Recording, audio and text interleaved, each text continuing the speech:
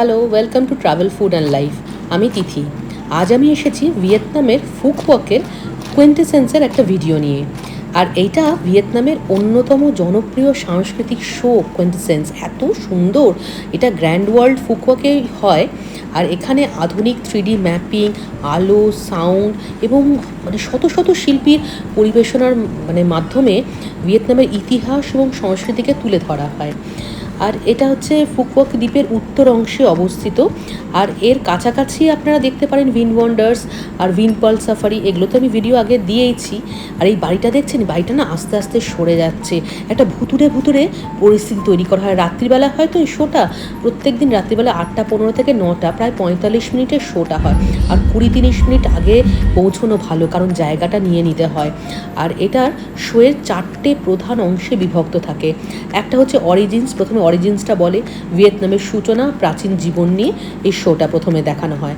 তারপরে daily life, মানে দৈনন্দিন জীবন, গ্রামীণ জীবন, কৃষি এবং লোক সংস্কৃতিকে তুলে ধরা হয় খুব সুন্দর করে। তারপরে হচ্ছে লার্নিং জার্নি, মানে শিক্ষার পথ, শিক্ষা এবং জ্ঞান চর্চার যে গুরুত্ব সেটাকে এখানে তুলে ধরা হয়। তারপরেরটা হচ্ছে ন্যাশনাল ফেস্টিভ্যাল, এই ধরনের শোটা যেটা দেখতে পাচ্ছেন, এটা কোয়েন্টেসেন্স অফ ভিয়েতনামের একটা সবচেয়ে রাজকীয় অনুষ্ঠান এবং জাতীয় ঐতিহ্যকে তুলে ধরা হয় খুব সুন্দর করে। আর প্রাপ্তবয়স্কদের টিকিটের মূল্য হচ্ছে 3 লাখ ভিএনডি, আর ছোটদের জন্য হচ্ছে 2,30,000 ভিএনডি, মানে 100 সেন্টিমিটারের নিচের শিশুদের জন্য, এবং কিছুটা ফ্রিও থাকে অনেক সময়।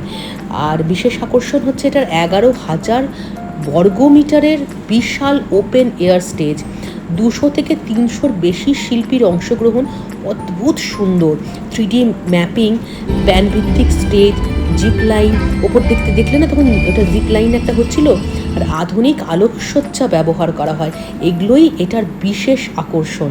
আর শুক্র শনিবার যদি যান গ্র্যান্ড ওয়ার্ল্ডের ভেতরে বা গ্র্যান্ড ওয়ার্ল্ডের কোয়েন্টেসেন্সের এই শোটা দেখতে, তাহলে কিন্তু অবশ্যই আগে থেকে টিকিট বুক করে যাবেন, কারণ ভীষণ ভিড় হয়।